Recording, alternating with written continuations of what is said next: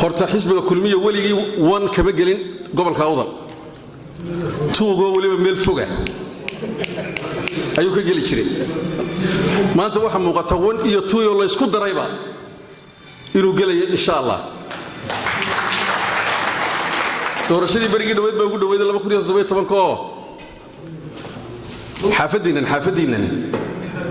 aad idinkaman mahad sheeganay waxaana cadaynayaa bal iskaafkana sidataan eega imika intii barigii leedin dhibay tabaqara dhigteen waa 2017 kuwii la sameeyay ya wala 2017 inaad imika la soo baxdeen oo daacad ka timaadaan oo cadaatay qodobka ugu dambeeya kaga baxaya waxa weeye nimanka dhalinyarada halka jooga in ilaahay xilka ku asturo oo idinkeedu ku asturo oo gobolka ku asturo